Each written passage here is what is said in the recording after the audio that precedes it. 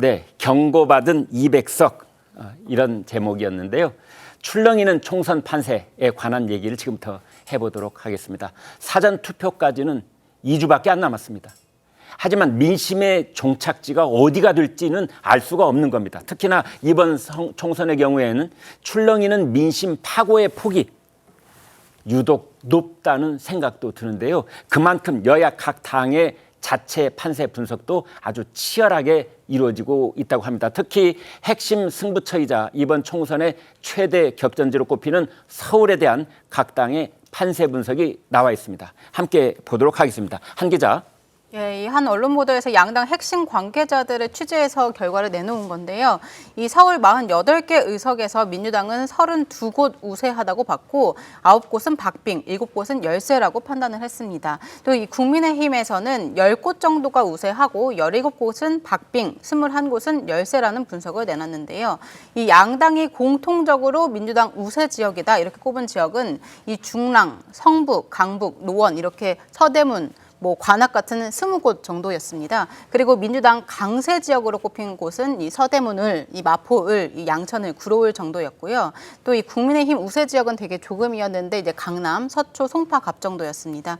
이 아무래도 서울 안에서 핵심 승부처로 꼽히는 한강벨트, 이 용산, 광진, 그리고 정치 1번지로 꼽히는 종로는 모두 박빙, 핵심 경합 지역으로 이제 분류를 했습니다. 네.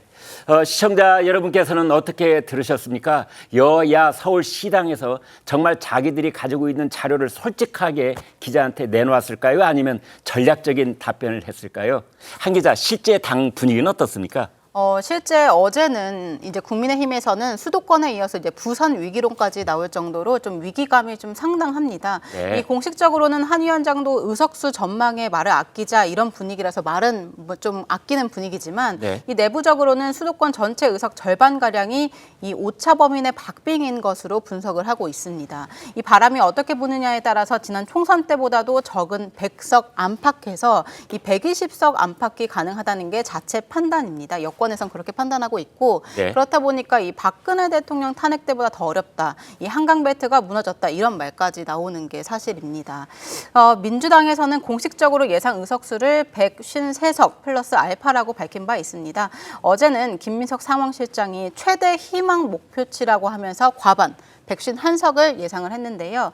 일주일 만에 이 판세가 불리하게 바뀌었다 이렇게 보기보다는 이 오만하게 보여서는 안 된다 이런 전략적 판단이 반영된 것으로 보입니다. 네. 아무튼 양당 모두 오만하면 죽는다 이런 생각을 갖고 있는 건 확실한 것 같은데요. 최 국장님, 그런데 한 가지 이제 궁금한 것은 이렇게 각 당의 서울시당 또 선대위 이런 데 취재해서 나오는 걸 가지고 저렇게 보도를 하고 있는데 네. 일반 여론조사가 더 정확합니까? 각 당의 자체 판단이 더 정확합니까? 각 당의 자체 판단은요, 상당한 정도의 여러 가지 편견들이 작용할 가능성이 있고, 예. 저게 기자한테 얘기하는 용도와 예. 실제 자기들이 공유하는 용도가 다를 수도 있습니다. 그런 경우가 굉장히 많이 있습니다. 네. 그러니까 각 당 판세는 이게 임박하면은 이제 서로 자신감을 보이느냐고 본인들이 우세하다는 거를 좀 부풀려서 얘기하거든요. 네. 그러면 이제 합치면은 한 300석이 훨씬 넘어가는 그렇군요. 네. 이런 이제 우스운 상황까지도 오기 때문에 네. 여론조사가 정확한데 네. 문제는 여론조사도 또 여론조사 업체마다 전부 다릅니다. 네. 그러다 보니까 이제 조금 신뢰할 수 있는 여론조사, 아닌 여론조사, 이렇게 이제 판단을 하는 것이고, 그리고 궁극적으로는 몇 석에서 몇 석, 이런 정도로 자체 분석을 하는 것이 비교적 정확한데, 네. 저도 기자 오래 했습니다만 과거 기자 생활하면서 언론에 이렇게 예상 의석 얘기했던 거 대부분은 틀렸습니다. 네, 최 국장님이 과거에 날리는 정치부 기자였지만은 그때 예상했던 것이 맞은 적이 많지 않다. 그래서 저희가 이렇게 내부적으로 그냥 농담 삼아서 내기 같은 걸 해볼 때 보면은 정치부 기자보다 경제부 기자나 사회부 기자가 더 정확하게 짚을 때도 있고 그랬었습니다. 민주당에서는 벌써부터 자신감을 넘어서 자칫 오만함으로까지 비칠 수 있는 목소리들이 나오고 있는데요. 그게 바로 200석 가능하다. 200석이면 탄핵도 가능하다. 이런 목소리들이 튀어나오고 있습니다. 이걸 민심은 어떻게 평가할까요? 들어보시죠.